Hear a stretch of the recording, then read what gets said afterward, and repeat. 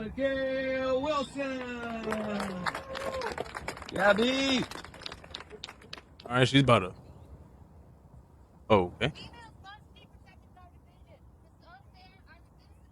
Females must be protected in our division. It is unfair. I refuse to play. Okay. Okay. Hey, listen. I'm just reading a caption. What's up? My name's Marshall. Welcome to my basement where we go over TikTok drama that's happened throughout the week. And today I have for you, I guess this lady here who faked like she was about to throw a frisbee and then said this statement here, with her chest because we live in DT's America right now. I don't know. I feel like it was a little unwarranted. I mean, you kind of showed up, you did this whole thing, and you could have really just made like, I don't know, a post about it. You didn't have to make a huge spectacle of it and really embarrass the competitors. I mean, hey, listen, if you think you're a woman, like, it's not hurting me, bro. Like, if you think you're a woman, sure, right? Like, why does any of this matter? I'll tell you. It's because some people, a lot of people, a good amount of people believe that there are a lot of men, biological men, that are cosplaying as women and joining major league divisions, in this case disc golf or ultimate frisbee, I don't know which one it is, and just crushing the competition, making it an unfair advantage for them against these biological women. I mean, there's a point to be made there for sure. But at the same time, I mean, what can you do?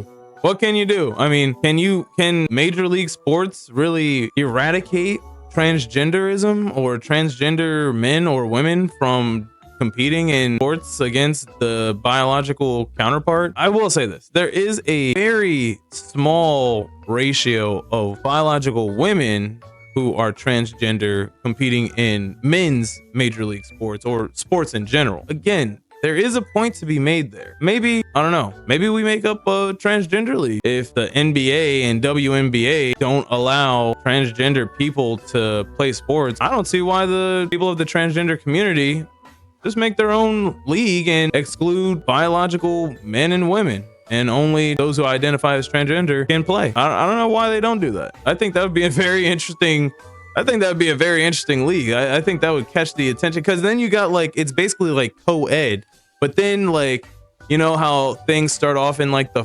pilot season where it's like rough, it's raw, it's edgy.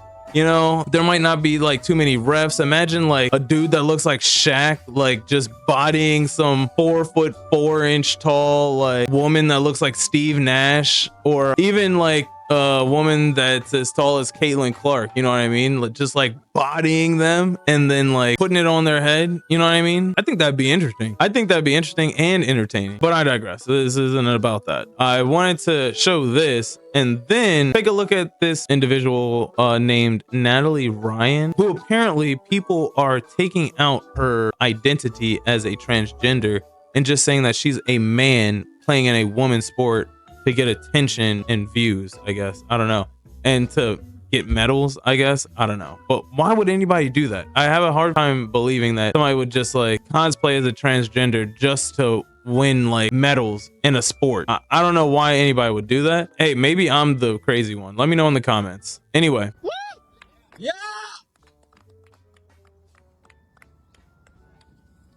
And the crowd goes mild. We will. Definitely will. Have a nice round.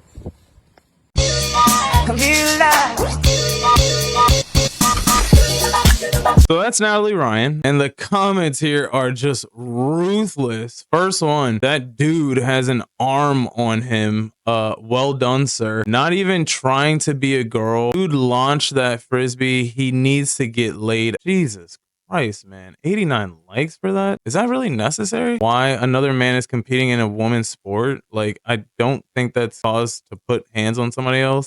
He couldn't win in any male sport, so he had to lower his standards. He should see how he ranks against men. Hell yeah, brother. Keep it up, man. Yo, comments did not disappoint. They kind of disappointed me, bro. Like, this is kind of like, this is very mean. Like, why are you being so mean to somebody that like is just trying to live their life. I never understood that. But then we have this, which is pretty interesting. It happened a couple of years ago involving Natalie Ryan and apparently a lawsuit. So let's see what happened. Last week, Natalie Ryan's legal counsel filed a motion for a temporary restraining order in federal court in California, asking that the court require the PDGA and the Disc Golf Pro Tour to allow Natalie to compete in the OTB Open this weekend in the FPO division. Natalie's counsel filed this as an ex parte motion, which means that they were asking for a ruling without the involvement or response from the other parties involved. The court denied that part of the request, but did impose an expedited time frame for the parties to respond. The defendants, that is the Disc Golf Pro Tour and the PDGA, were required to have their objections to this temporary restraining order filed in court by noon on Monday. I will note that there is a third defendant in this lawsuit, 1000 Rated Productions. It appears that the parties have, at least for now, taken the position that 1000 Rated Productions is merely a local production company that helps facilitate the tournament and doesn't really have any ability to change the policies of the PDGA or the Disc Golf Pro Tour. So for now, as we talk about the defendants, I'm really just talking about Disc Golf Pro Tour and the PDGA. So as part of this expedited timing that the court imposed, I mentioned to you the defendants were required to have their objections filed by Monday at noon. And then Natalie's counsel was required to file a response by noon yesterday, which was Tuesday. Natalie's counsel did file a response. There's not a whole lot of new information in there. A good amount of what was filed really falls into a couple categories. One was some procedural points that were being made and some questions relative to jurisdiction. To be honest, those points are boring even to me, and I love reading these kinds of documents, so I'm not going to really go into those here. There are 2 points in Natalie's response that I think are worth touching on. The first one is Natalie's counsel made the argument that this temporary restraining order forcing the defendants to allow Natalie to play in the FPO division in the OTB Open is in the public interest. Keep in mind, we're in court in California now. Her attorney cited lots of examples where California law prohibited discrimination against transgender individuals. And there you go. Hey, it's law. If it's law, then let her play. Leave her alone. Just let her play. I mean, it might be, people might see it as an unfair advantage and huge disadvantage for them, but at the same time, it's the law. There's nothing you can do about it, unfortunately, unless I guess you write a letter to your local governor, or I guess, I don't know, sign a petition or something. I don't know, but like, I don't know how you get laws over change, but it's law. It's a law. She's allowed to do it. So why even take it this far? Why is there a lawsuit? Like, this is crazy. Part of what he wrote said, it is the policy of the state of California to avoid discrimination against transgender Americans. The second point that I think was really important and relevant, and I'm going to read it directly from the court documents because I think this is a really well-written and well-articulated paragraph. Defendants' arguments seem to rest solely upon their claim that their policy is not discriminatory because it somehow creates fairness in competition, and its purpose is not to exclude, but to protect. However, there is no such doctrine in California law. The facts here are clear. Plaintiff is a woman in the eyes of the state of California. As a woman, she would be eligible to compete in the FPO division at the OTB Open if she were not also transgender. Thus, the only basis for her exclusion is her status as a transgender woman. Not much to say after that. There's not much to say after that. I mean, it's like, if she believes that she is a woman, then she is a woman. I mean, and people love to say like, hey, I identify as a helicopter, which, come on, man. It's not 2023 anymore. Just get over that. But at the same time, if you know, in your heart and soul believe that you're a man or a woman, what can you do? There's nothing really stopping you from believing that, you know, or knowing who you are on the inside, and then, you know, I guess accentuating that on the outside, or really or portraying that on the outside. You know, I don't know, it's a slippery slope. It's just like it's a very controversial topic, and I don't think there is much that people can do about it. Which, should there be anything done about it in the first place? I mean, even let's say a woman wanted to join the NBA on the Spurs, like the Los Angeles Spurs, or like the San Diego Spurs, I don't know what they are,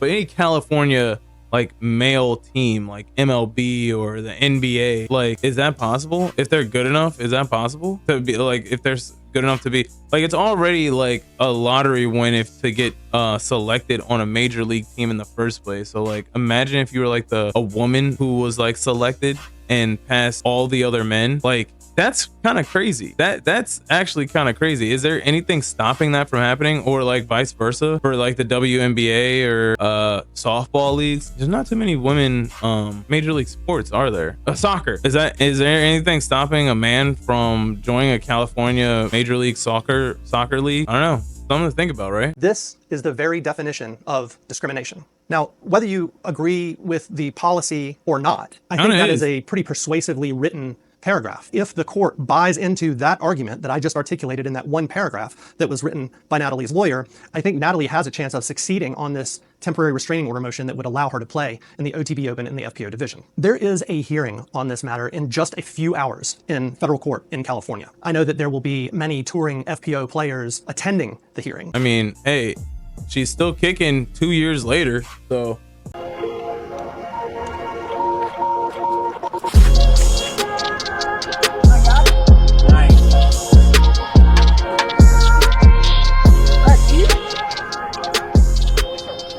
Yeah, I know. It's whatever. And you know it's bad when you got 72 likes and 153 comments. Why is he competing in a women's league? Great throw, man. And this is a video from 2022. We got people 5 days ago that are commenting on this, right? Like, this is so crazy. Well, what can you do? People are gonna be people, I guess. I just hope Natalie is safe and doesn't encounter any harm for trying to live her best life. Yeah, man, just let people live.